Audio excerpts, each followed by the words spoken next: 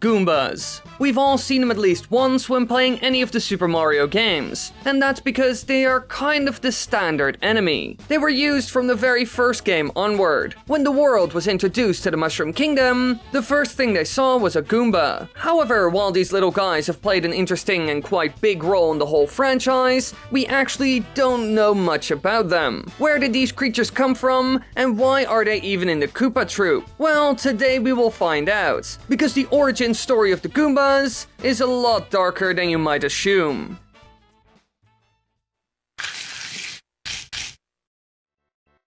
Now, the Goomba is one of the major species of the Mario franchise, and is by far the most iconic member of the Koopa Troop, appearing in almost every title. They resemble small brown mushrooms and are a fungus-based species like the toads and shroops. They are physically weak and are not much of a threat to the players, since a single stomp usually defeats them, although a number of different Goomba variants have emerged throughout the years that are stronger. But not a whole lot. However, they do drop hints of being much stronger and more competent than their appearances suggest, as in the case of Captain Goomba. But the more important topic of today is, where did these little guys even come from? Well, the answer is actually quite simple. One thing you can notice quite quickly when playing the Super Mario games is that there are a lot of fungus-based creatures. And it doesn't even end there, because there are also a bunch of fungus-based plants like super mushrooms and propeller mushrooms that give you special powers even. So clearly, fungus-based life in the Mushroom Kingdom can do a lot more than what we see in real life. So it seems like the Goombas are just another type of fungus creature that's probably closely related to the toads. But instead of being based on the normal white and red mushroom, they take inspiration from the shiitake mushroom. This is an edible mushroom native to East Asia, which is cultivated and consumed in many East Asian countries. And it's also considered a medical mushroom in some forms of traditional medicine, although I don't really know how good they are for you. Even though I am a doctor, I'm not an Asian doctor, so I don't have the knowledge you're seeking. Now, aside from this, we can't really find any answers on what their real origin is. All we know is that they are just one of the many fungus-based life forms in the world of Super Mario, and that they are most likely related to the toads, who are also humanoid mushroom people. And when it comes to the game's development, they were actually created very late during the development process of the first game. And the only reason why they were added was because the Koopa Troopa was too tricky of an enemy to have as the very first one you would encounter. A lot of people who were testing the game struggled with them. And so, using this information, the developers decided to create an enemy that could be defeated with a single stomp. And so the Goomba was made, which was some sort of enemy version of the toads in their eyes. But now that we know what they are, we can look into their story and history as a race in order to find out why they even ended up joining the Koopa Troop instead of the forces of good known as the Mushroom Kingdom. It would seem more logical for them to join a kingdom that consists of their own kind. Humans would do something like that at least. That has even been proven by social scientists. And as you can imagine, a similar and like-minded group of people can run a better government. So why did the Goombas choose to join Bowser's squad? Well, let's look into their history to find some answers. The Goombas as a collective race used to be allied with the Mushroom Kingdom actually. However, at some point, most of the Goombas turned traitorous and joined the forces of Bowser. Little side note, I am not 100% sure if they used to be allies of the Mushroom Kingdom. This was all I could find actually. Now let's go on. But surprisingly enough, not all Goombas are allied with evil. Some, such as the inhabitants of Goomba Village, live peacefully inside the borders of the Mushroom Kingdom, while others simply hold no allegiance and operate independently in distant locales such as Monstro Town and Rogue Port. Now, of course, this info is from the Paper Mario series and the Super Mario RPG series, which possibly makes it non-canon. But in this instance, we will use them for information in order to get some real answers. Really, otherwise there wouldn't be a video here. Now, what all of this shows us is that almost all of them were part of the Mushroom Kingdom at some point. But eventually everything went wrong and a rivalry between the two was formed, However, what happened exactly? And why do most Goombas care about it, while a handful of others just don't and do whatever they want? Well, after looking into all of it, I have come up with two possible answers. And one of these is,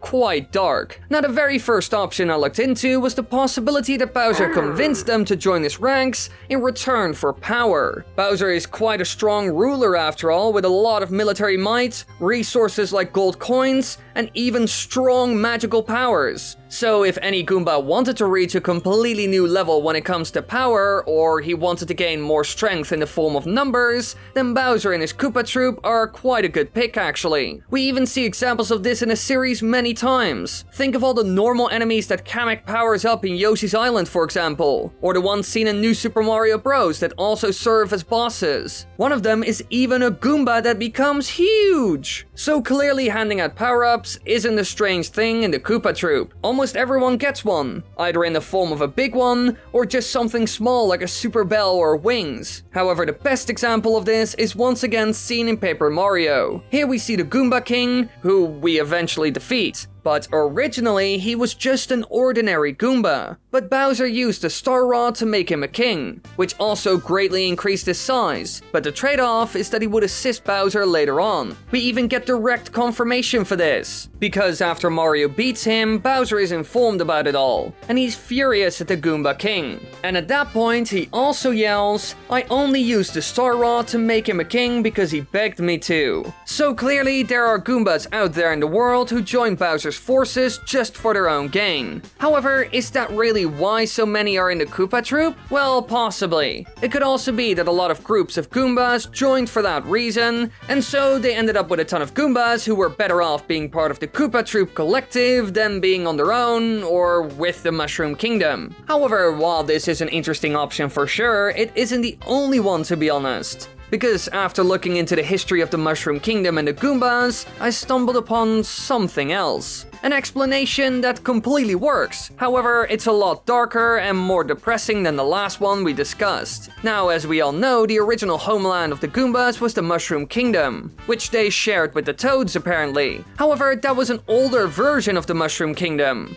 And it seems like it all changed when the previous kingdom sort of died. Back then, the two races lived in peace. However, at an unknown point in time, the Goombas betrayed their neighbors and joined the Koopa Troop. This was probably around the time that the original Super Mario Bros. Was released. That was the very first conflict between Bowser and Peach after all. And the Goombas might have done it all for their own gain, like I mentioned before. However, it could also be that it wasn't their choice at all. Because during the events of Super Mario Bros., the Mushroom Kingdom was invaded by the Koopas, a tribe of turtles capable of using powerful dark magic. And they used their magic to transform all of the mushroom people into inanimate objects such as rocks, bricks, and even horsetail plants, thus spelling the kingdom's downfall. However, what about the Goombas then? They helped Bowser in this game and weren't turned into stuff like that? Well, that's because Bowser actually used them to his advantage. He used dark magic to mind control them, adding them to his ranks of Koopa Troopas and other turtle forces, using them to take over the lands they once lived in. Certainly a dark fate, but possible for sure. And the Toads and Princess just thought they betrayed them. But that wasn't actually the case for most. And Bowser can probably do this quite easily, because we even see a less powerful character do the exact same. In Super Mario Land 2, the estate that Mario owns is taken over by an evil villain, and he even puts the people of Mario Land under his control with a magic spell. Now, the person who did this was Wario, and he's not really known for being a master at the arts of dark magic. So I bet someone like Bowser can easily pull off a spell like this, and most likely even on a bigger scale. And that's how he took over. In New Super Mario Bros., we even see Bowser use dark magic to become an undead monster. And later on, his son, Bowser Jr., even finds his bones and then revives him by tossing his remains into a cauldron, which results in not only Bowser coming back, but he's also roughly 3 times as big. So clearly he and his son both have amazing magical skills. And then I haven't even mentioned Kamek's powers. So clearly this is an option, which could mean that all the Goombas we kill are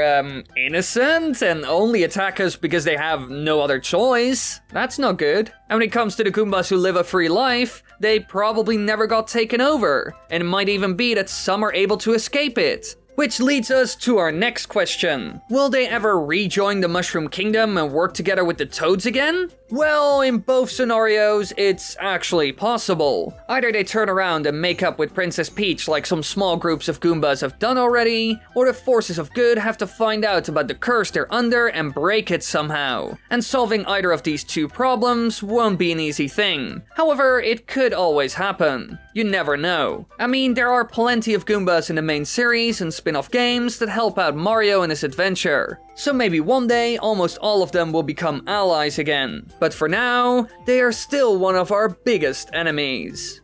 Hey you there, thanks for watching this video. Be sure to click the like button, check the videos in the upper right corner, and click subscribe and the bell so you won't miss anything. Yeehaw!